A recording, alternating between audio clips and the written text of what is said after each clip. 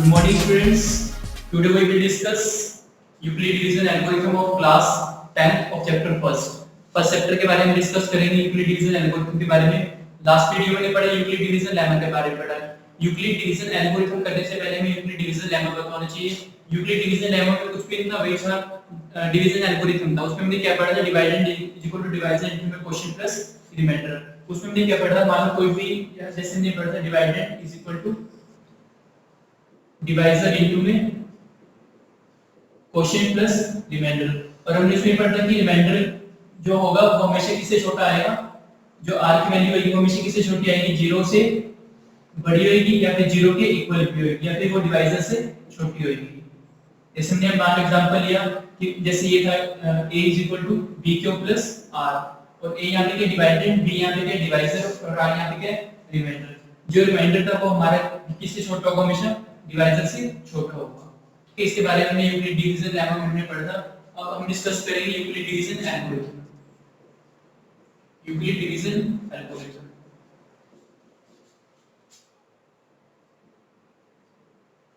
Algorithm का meaning सही chapter में बताया गया था. एल्गोरिथम का मीनिंग होता है a series of steps to solve the problem. A series of steps to solve the problem. किसी भी प्रॉब्लम को सॉल्व करने के लिए जो उसके स्टेप्स होते हैं उसको बोलते हैं एल्गोरिथम. अब यूक्लिड डिवीजन एल्गोरिथम की हम इसके पहले स्टेटमेंट राइट कर लेते हैं. अप्लाई यूक्लिड डिवीजन एल्गोरिथम किस लिए यूज होता है? It is used to find the HCF of two number. कोई भी दो नंबर है उसके एचसीएफ को फाइंड आउट करने के लिए यूज होता है. मान लो कोई भी दो नंबर है a एंड b, उसके एचसीएफ को फाइंड आउट करने के लिए यूज होगा. और यहाँ पे क्या कंडीशन होगी कि जो a की वैल्यू हो वो b से बड़ी हो. ठीक है, हम इसके पहले स्टेप्स को राइट कर लेते हैं. क्या स्टेप्स है फिर इसको वन बाय वन डिस्कस करेंगे. पहले हमने कोई भी दो नंबर लेने हैं a और b जिसमें a किससे ग्रेटर हो b से ग्रेटर. मान लो मैंने ले लिया एक 135 ले लिया और एक ले लिया 225 ले लिया. हमें इसका एचसीएफ निकालना है. तो हम इसको यूक्लिड डिवीजन एल्गोरिथम से कैसे करेंगे? एक एक स्टेप राइट करेंगे, एक एक स्टेप वहां पे डिस्कस करेंगे. a किससे ग्रेटर है b से. इट मींस क्या होगा? ये a होगा ये b होगा क्योंकि 225 ग्रेटर देन 35. ओके, उसके बाद हम क्या करेंगे? इसका स्टेप फर्स्ट. स्टेप फर्स्ट में क्या होगा? Applied Euclid division lemma to a and b to find the whole number. क्या होगा? r. क्या मिलेगा? हम a और b के ऊपर यूक्लिड डिवीजन लेमा अप्लाई करेंगे. यूक्लिड डिवीजन लेमा का मतलब है यूक्लिड डिवीजन एल्गोरिथम अप्लाई करेंगे. और यूक्लिड डिवीजन एल्गोरिथम अप्लाई करके हमें दो नंबर मिलेंगे. दैट इज क्या होगा? r. क्या होगा? हमारा क्वोशिएंट है और r हमारा क्या रिमाइंडर है. और ऐसे अप्लाई करना है such that a = b³ + r. हमें पता है ये डिवीजन एल्गोरिथम था. मतलब दो नंबर के ऊपर हमें डिवीजन एल्गोरिथम अप्लाई करना है और ऐसे अप्लाई करना है जिसमें हम क्या होगा r को फाइंड आउट कर सके. और ऐसे अप्लाई करना है कि a क्या आएगा? b³ + r आएगा. उसके बाद हम देखते हैं सेकंड स्टेप में क्या होगा. That is the most important step है सेकंड स्टेप. सेकंड स्टेप में हमें क्या करना है? If r = 0. मान लो डिवीजन एल्गोरिथम अप्लाई करने के बाद अगर r 0 आता है तो उस केस में then b is the HCF of a and b. उस केस में क्या होगा? b HCF होगा उस दो नंबर का a और b. क्लियर? मतलब उस केस में क्या होगा? हमारा जो ये जो b नंबर है ये क्या होगा? हमारा HCF होगा किसका? जो रिमाइंडर हमारा 0 आ गया तो उस केस में जो b आएगा वो क्या होगा? HCF होगा a और b का. अब इसको अप्लाई करके देखते हैं. सबसे पहले क्या करें? इन दोनों पे डिवीजन एल्गोरिथम अप्लाई करना है. क्या आएगा? 225 और यहाँ पे 135. इसको हमने किया क्या आएगा? 1 के लेवल पे जाएगा क्या आएगा? 0 और यहाँ पे क्या आएगा? 90. अब इस केस में रिमाइंडर 0 नहीं आया. अब इसका सेकंड पार्ट है जो को रिमाइंडर 0 ना आए. If r is not equal to 0, जो को रिमाइंडर 0 ना आए तो क्या करेंगे? Then apply Euclid division lemma. दोबारा से यूक्लिड डिवीजन लेमा का प्रोसेस अप्लाई करेंगे. इसके ऊपर अप्लाई करेंगे b एंड r के ऊपर. b और r के ऊपर यूक्लिड डिवीजन लेमा अप्लाई करेंगे. जो को रिमाइंडर 0 के इक्वल ना आए तो यूक्लिड डिवीजन लेमा का प्रोसेस हम b और r के ऊपर अप्लाई करेंगे. इसको डिस्कस करते हैं. ये देखो ये हमारा क्या ए, ये हमारा क्या बी है, और ये हमारा क्वेश्चन है और ये हमारा रिमाइंडर है। अब क्वेश्चन में क्या लिखा है, इसके स्टेप्स में क्या लिखा है, जो कोई रिमाइंडर 0 के इक्वल ना आए तो यूक्लिड डिवीजन लेम अप्लाई करना है बी और आर के ऊपर, बी और आर के ऊपर यूक्लिड डिवीजन लेम अप्लाई करना है। मतलब अब इसके ऊपर डिवीजन एल्गोरिथम अप्लाई करना है। इन दोनों के ऊपर डिवीजन एल्गोरिथम कैसे अप्लाई करना है, जो टर्म छोटी होगी वो बाहर आएगी, जो टर्म बड़ी होगी वो अंदर जाएगी। इसके ऊपर ये प्रोसेस अप्लाई करना है। उसके बाद क्या आएगा, अब इसको 90 से डिवाइड करके क्या आएगा, दैट इज 45। उसके बाद क्या इसका स्टेप्स है देखते हैं। स्टेप 3, रिपीट द प्रोसेस,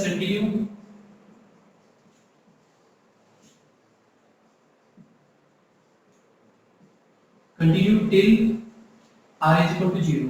ये प्रोसेस तब तक अप्लाई करना है जब तक रिमाइंडर 0 के इक्वल ना आ जाए। देखो यहां से रिमाइंडर कितना आ गया, 45 आ गया। अब रिमाइंडर 0 के इक्वल नहीं है तो इस r, अब ये हमारा r बन गया और ये हमारा क्या बन गया, दैट इज डिवाइजर। ये पहले r था इन दोनों के केस में, अब ये 90 क्या बन गया, डिवाइजर बन गया। अब दोबारा इन दोनों के ऊपर डिवीजन एल्गोरिथम अप्लाई करेंगे, मतलब 90 को डिवाइड करेंगे इससे 40 से, तो क्या आएगा हमारा रिमाइंडर कितना आ गया, 0। जो अगर r 0 आ जाए, यहां पे लिखा हुआ है जो अगर r 0 आ जाए तो b क्या होगा, हमारा एचसीएफ होगा। b का मतलब क्या है, दैट इज डिवाइजर।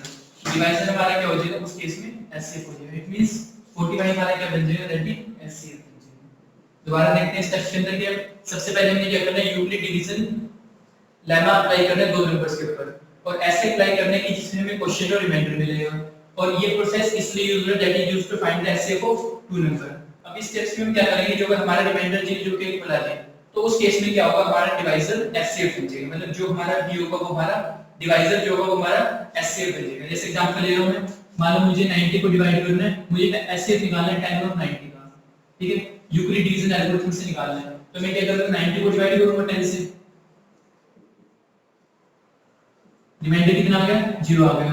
जो अगर रिमाइंडर 0 आ गया तो उस केस में हमारा डिवाइजर क्या बन जाएगा, हमारा एचसीएफ बन जाएगा। जो अगर रिमाइंडर 0 के इक्वल नहीं आता तो हमें क्या करना है, उस रिमाइंडर और डिवाइजर के ऊपर यूक्लिड डिवीजन एल्गोरिथम तब तक अप्लाई करना है जब तक हमारा रिमाइंडर 0 के इक्वल ना आ जाए। मतलब जो भी यहां पे रिमाइंडर आएगा, जैसे यहां पे रिमाइंडर आया 90, इन दोनों के ऊपर यूक्लिड डिवीजन एल्गोरिथम अप्लाई करेंगे। फिर रिमाइंडर आ गया 45, फिर 45 को 90 के ऊपर, मतलब डिवाइजर और रिमाइंडर के ऊपर यहां पे लिखा हुआ है जो अगर r 0 के इक्वल नहीं आएगा तो यूक्लिड डिवीजन दोबारा एल्गोरिथम अप्लाई करना है b और r के ऊपर। b हमारा क्या है, डिवाइजर, और r हमारा क्या, दैट इज रिमाइंडर। इन दोनों के ऊपर ये प्रोसेस को अप्लाई करना है, तब तक अप्लाई करना है जब तक r 0 के इक्वल ना आ जाए। Repeat the process, continue till r is equal to 0। जब r is equal to 0 आ जाएगा तो उस केस में जो हमारा r होगा वो, जो उस केस में जो हमारा b होगा वो हमारा क्या बन जाएगा, एचसी बन जाएगा। ये हमारा Euclid division algorithm. Okay, discuss करेंगे यूक्लिड डिवीजन एल्गोरिथम से ये स्टेप्स लिखे हैं, स्टेप्स को रीड आउट करते जाइए और वन बाय वन इसको डिस्कस कर देंगे। अब इसमें एचसीएफ निकालना है और एचसीएफ कैसे निकालना है, कि लार्ज नंबर का एचसीएफ निकालना है। अब सबसे पहले क्या करना है, हमें क्या और r निकालना है, मतलब इसको लॉन्ग डिवीजन से डिवाइड करना है। क्या आएगा, 1 2 5 7 6 को डिवाइड करना है 4052 से। अब किससे डिवाइड करेंगे इसको, 3 से, क्या आएगा 15 6 और 12। यहां पे r क्या हो गया, 0 2 4। अब देखो जो अगर r 0 के इक्वल नहीं आएगा तो हमें इस r और इस b के ऊपर, डिवाइजर के ऊपर वो प्रोसेस चलता रहेगा जब तक r 0 के इक्वल ना आ जाए। क्लियर। अब इसके ऊपर दोबारा ये प्रोसेस अप्लाई करेंगे। 420 को किससे मल्टीप्लाई करें, 4052 से, छोटा आ गया, ये करेंगे हम 9 से, क्या आएगा 0 8 और 37, क्या आएगा 2 7 और दैट इज 2। फिर 272 और 420 के ऊपर ये प्रोसेस को अप्लाई करेंगे। 420 अंदर चले जाएगा, क्या आएगा, इसको डिवाइड करेंगे 272 से, किससे मल्टीप्लाई करेंगे इसको, ये करेंगे दैट इज 1 से। 272 और रिमाइंडर कितना आ जाएगा 8 और यहाँ पे आएगा 4 और यहाँ पे क्या आएगा 1। ठीक है, 140 और 272 के ऊपर इस डिवीजन एल्गोरिथम को अप्लाई करेंगे क्योंकि ये हमारा रिमाइंडर आ गया, ये हमारा डिवाइजर आ गया। क्या आएगा 272, फिर 272 को किससे मल्टीप्लाई करें, 148 को किससे मल्टीप्लाई करें, 270 से, 2 भी नियर अबाउट आ जाएगा, 1 से कर देंगे, क्या आएगा 4 और यहाँ पे आ जाएगा 2 और यहाँ पे आ जाएगा 1। फिर 148 से ये जाएगा 1 की टेबल पे। ये प्रोसेस तब तक चलता रहेगा जब तक रिमाइंडर 0 के इक्वल ना, यहाँ पे आएगा 24, फिर यहाँ 124 आ जाएगा, ये आ जाएगा हमारा 5 पे, क्या आएगा 120 और यहाँ 4 आ जाएगा, फिर 24, और यहाँ पे हमारा जो एचसीएफ होगा वो क्या आ जाएगा, दैट इज 4 आ जाएगा। ये प्रोसेस तब तक चलता रहेगा जब तक रिमाइंडर 0 के ऊपर ना आ जाए। हमें इसको स्टेप्स के फॉर्म में राइट करना पड़ेगा। हमें इसको a b के फॉर्म की b के प्लस r के फॉर्म में राइट कर, देखते हैं कैसे राइट करेंगे। 12576 को लिख सकता हूं मैं 4052 मल्टीप्लाई 3 प्लस 420। ये कैसे लिखे हमने, डिवाइडेड is equal to divisor into में quotient plus remainder, divisor into में क्वोशिएंट प्लस रिमाइंडर। फिर 4052 को लिख सकता हूं 420 इनटू में 9 प्लस 272, डिवाइजर इनटू में क्वोशिएंट प्लस रिमाइंडर।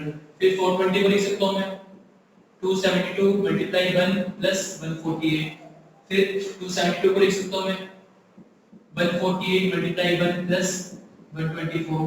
फिर 148 को लिख सकता हूं मैं 124 मल्टीप्लाई 1 प्लस 24। फिर 24 को लिख सकता हूं मैं 4 into 6 प्लस 0। और ये 4 हमारा क्या आ जाएगा, एचसीएफ आ जाएगा।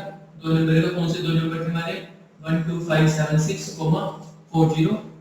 उसका एचसीएफ क्या आ जाएगा, दैट इज 4 आ जाएगा। ओके, एक्सरसाइज में क्वेश्चन भी आपको ट्राई करना। Okay, this example number 4 chapter first.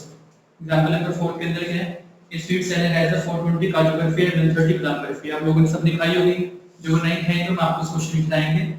she wants to stack them in such a way that, stacks का मतलब ये होता है कि एक के ऊपर एक बर्फी को लगाना है।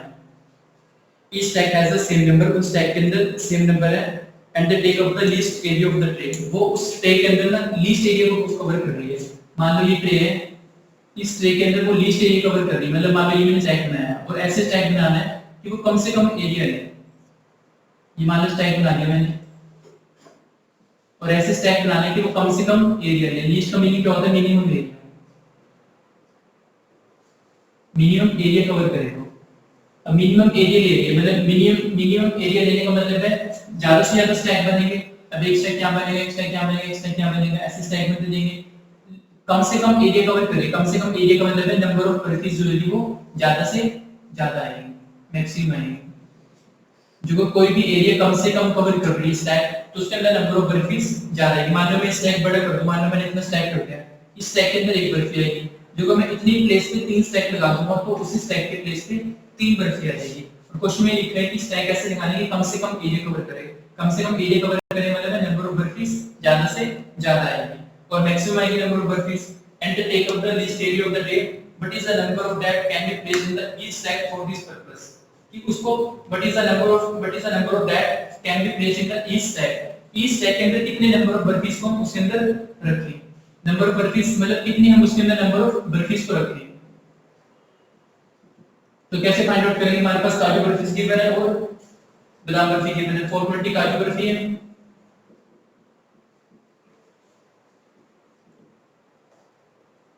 और 130 बादाम बर्फी।